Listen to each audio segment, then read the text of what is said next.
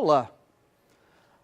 A língua não serve só para comunicar, é também um poderoso instrumento de persuasão e manipulação. Afinal, dominar pessoas por meio de discursos é mais eficiente do que manter um soldado em cada esquina. E muitas vezes a manipulação ideológica se oculta sob um manto de boas intenções. É o caso da chamada linguagem politicamente correta. Tempos atrás, o governo brasileiro lançou o documento Politicamente Correto e Direitos Humanos, mais conhecido como Cartilha do Politicamente Correto, com 96 palavras ou expressões consideradas pejorativas, como beata, comunista, funcionário público, preto e anão. Essa iniciativa foi, à época, duramente criticada na imprensa. Antes disso, já havia sido apresentado um projeto de lei determinando que todo texto oficial distinguisse cidadãos e cidadãs. Esse projeto foi questionado por representantes da sociedade civil, incluindo linguistas e gramáticos, já que em português o gênero masculino serve para nomear seres de ambos os sexos, ou seja, a palavra cidadãos já subentende a cidadãs. Mas por que iniciativas desse tipo, aparentemente nobres e justas, terminam torpedeadas até por intelectuais? Vejamos o que o filósofo Luiz Felipe Pondé tem a dizer a respeito. O politicamente correto, ele surge nos Estados Unidos, nos anos 70, fruto de uma preocupação com relação à entrada de grupos sociais que antes não entravam no espaço público, por exemplo, os negros americanos. Então, a causa do politicamente correto, antes de tudo, uma preocupação do que a gente poderia chamar de educação doméstica. Mas o problema é que ele se transformou numa coisa muito maior que isso. O Canadá é um país onde você tem seja lei, seja comportamentos na mídia, controle das ideias que circulam na mídia, na arte, no teatro, no cinema. E outro exemplo que eu daria também é países como a Suécia, Dinamarca, a Noruega, que a gente chama de Escandinávia. Você também tem uma presença muito forte do politicamente correto.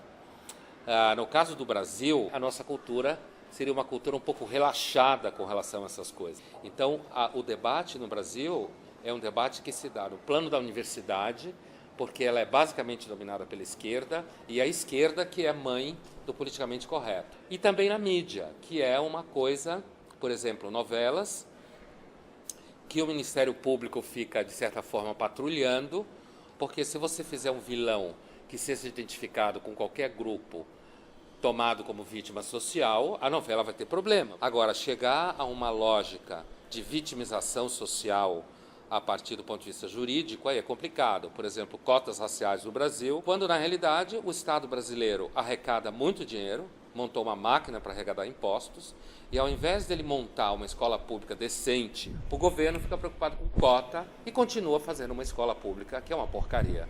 Então, o politicamente correto ainda serve para maquiar a incompetência do Estado brasileiro.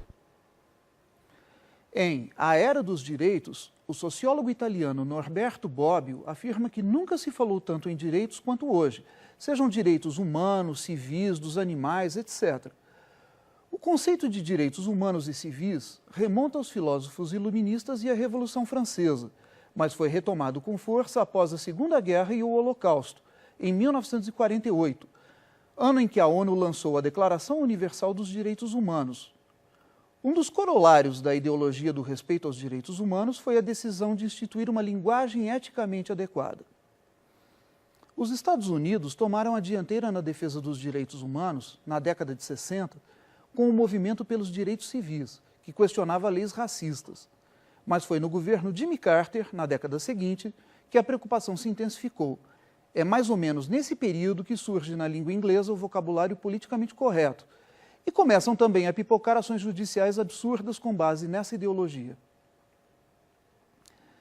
Essa tendência logo ganha outras nações e outras línguas, inclusive a portuguesa. Numa época de radicalismo às avessas, vale lembrar a velha máxima latina, virtus in medio, a virtude está no meio termo, ou nem tanto ao mar, nem tanto à terra. Afinal, nossa língua já oferece palavras perfeitas para expressar noções como cego, surdo, aleijado. Os próprios clássicos fazem um nada pejorativo uso desses vocábulos. Por que mascarar a realidade com expressões mais longas e menos precisas? Vamos admitir que anão seja mesmo um termo condenável. Afinal, como diz a cartilha do governo Lula, as pessoas afetadas pelo nanismo são vítimas de um preconceito peculiar, o de sempre serem consideradas engraçadas. Mas então, como referir-se a eles? Pessoas portadoras de nanismo? Baixinhos? A primeira expressão, além de longa, transforma o nanismo numa doença. E cá entre nós, é melhor ser considerado engraçado do que doente. A outra sugestão é simplesmente genérica demais, pois coloca no mesmo balaio os portadores de nanismo e as pessoas de baixa estatura em geral. O que usar, então? Verticalmente prejudicado? Da mesma forma, por que se referir a negros como afrodescendentes e não a brancos como eurodescendentes? Esse eufemismo, criado pelos americanos e introduzido no português, é, além de tudo, equivocado. Afinal, um brasileiro branco, descendente de egípcios brancos, também é um afrodescendente. E se a África é o berço da humanidade, então somos todos afrodescendentes. Embora a linguagem politicamente correta seja uma invenção americana, os Estados Unidos não detêm o monopólio da hipocrisia. Expressões eufêmicas já existem no português há bastante tempo. Chamar o negro de moreno ou de cor, embora pareça atitude de respeito, esconde um racismo. Se evitamos usar a palavra negro, é porque consideramos ser negro um defeito. Apesar da aparente boa intenção, a linguagem politicamente correta só contribui para acentuar o preconceito. É claro que há uma linguagem adequada para cada situação. Nenhum jornal vai se referir ao desfile do orgulho gay como passeata de viados. Afinal, trata-se de usar a linguagem com respeito, não com falsa piedade. Nesse sentido, o conceito de politicamente correto deveria ser substituído pelo de linguisticamente adequado. Por outro lado, há contextos em que a linguagem chula, além de inevitável, é a única cabível. Você já imaginou uma briga de trânsito em que um dos motoristas chamasse o outro de filho de uma profissional do sexo, ao que o outro retrucasse seu cônjuge de adúltera? O que a linguagem politicamente correta faz é o acobertamento ideológico pelo discurso, camuflando o problema em lugar de resolvê-lo. Ao darmos nomes bonitos a coisas feias, elas nos parecerão menos feias. É exatamente o que o filósofo Luiz Felipe Pondé denuncia quando contrapõe o sistema de cotas raciais à péssima qualidade do ensino público. A verdadeira democracia se apoia em direitos iguais para todos, mas há uma grande distância entre democracia e demagogia. O que temos hoje em muitos países são discursos e políticas demagógicas em relação às minorias, que às vezes são numericamente maiorias, criando leis cosméticas e mudando só os nomes das coisas, em vez de combater a desigualdade com educação, serviços públicos de qualidade e redistribuição de renda. Assim, recessão passa a ser crescimento econômico negativo, morte vira cessação das atividades vitais e morrer é ir a óbito. Favela se torna comunidade carente e pobreza, exclusão social. Cabelo pichain ou carapinha agora é cabelo étnico, como se quem tem cabelo liso como eu não tivesse etnia. Na linguagem corporativa, chefe virou líder e funcionário agora é colaborador. É possível e relativamente fácil manipular a opinião pública por meio de palavras e expressões como exclusão, tolerância, não violência, que representam conceitos ideologicamente maleáveis. A linguagem politicamente correta é pseudodemocrática. Em nome da preservação da dignidade dos direitos humanos, exerce patrulhamento ideológico e caça às bruxas típicos dos regimes autoritários, vendo preconceito em tudo. Vejamos o vídeo a seguir. Tá bom, vem, tô subindo já. Tá, só pegar aqui pra responder. Beijo. Fala, Severino, beleza? Tudo bom, seu Felipe? Como é que você tá? Tô bem. Tá lendo o que aí? Tô lendo o Ximei. Chegou alguma correspondência aí? Tem aqui pro senhor aqui, ó. Deixaram que eu cedo. Não, vou indo nessa. Tchau, tchau, Severino. Tô Tchau. atrasado. Atrasou Obrigado. você? Rapaz, você não sabe? Tava voltando da faculdade, aí vi um mendigo tropeçando. Opa, pode parar. O senhor não pode falar de mendigo nesse sketch. Peraí, eu falei que eu fui ajudar um mendigo. E vem aí, quem é você? Eu sou o fiscal do politicamente correto e o senhor está infringindo as leis do Estatuto dos Chatos. Chatos? Chatos. Corporação Histérica Avaliadora dos Textos Ofensivos. E o senhor ofendeu a classe dos mendigos. Mas o que ele falou demais? Ih, rapaz, que sotaque é esse? Ué, do Nordeste. Mal feito desse jeito? Não, que ofensa. Desculpa. Frei, meu Deus. Opa, sem entidades religiosas, por favor. Frei, porra. Palavrão. Jesus.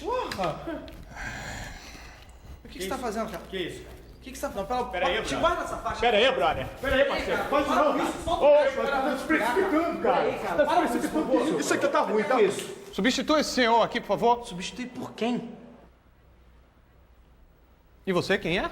Sou a nova porteira. Com esse decote e essa voz provocante? Não, não, não. Isso ofende os bons costumes e a classe feminina. Próximo. Não, deixa ela, por favor. Que isso? Não, garotinho. Esse sketch é muito pesado pra você participar dele. Caminho de volta e mesmo de vinda, vai. Peraí, mas você acabou de proibir os palavrões. Não interessa. Ah, cara. Ô, gente, fica difícil assim. É regionalismo, machismo, exploração de trabalho infantil. Olha pra aqui. Gibizinho estadunidense, gente. Cadê a valorização da cultura nacional? Cadê o roteirista desse negócio aqui? Você. Por favor, dá um jeito nele. Ideias. Vamos? Cara, acabaram as ideias. Não é possível. Bota a cabeça pra funcionar. Vamos. Eu tenho aqui... A gente pode fazer uma brincadeira com novela. Não, novela tá muito mais tempo aí e vocês não têm cacife pra falar de novela. Com a música do Roberto Carlos. Não, Roberto Carlos já fez muito mais pelo Brasil do que vocês. E muita gente tá fazendo isso. Peraí, então, deixa eu ver se eu entendi. Não pode falar de Deus. Não. Não pode falar de música. Não sobrou nenhuma. Eu tenho uns livros aqui também. Crepúsculo, 50 tons de cinza. Olha, tem um... Não, Crepúsculo já deu, né? Chutar cachorro morto. 50 tons de cinza tá todo mundo fazendo. Espera pelo menos sair o filme desse negócio. Pô, então sobrou aqui só fazer piada com peru, né? Inteligente? Mas não rola. Vem cá, onde foi que você disse que trabalha mesmo? Ah, parafernália, por quê? Não, cara, peraí. Não, o que você vai fazer, cara? Não faz isso não, pô. Não, que isso não, pô. Não. Pois é, o melhor remédio contra o preconceito é o bom senso e não leis que determinem como devemos ou não falar. Num Estado democrático de direito, todos devem ter garantida a liberdade de expressão, mas liberdade com responsabilidade. A proibição pura e simples de certos termos apenas empobrece a língua na medida em que apaga rastros de sua história, mas não estabelece uma sociedade mais justa, mesmo porque a justiça se conquista com atos, não com palavras. Até a próxima!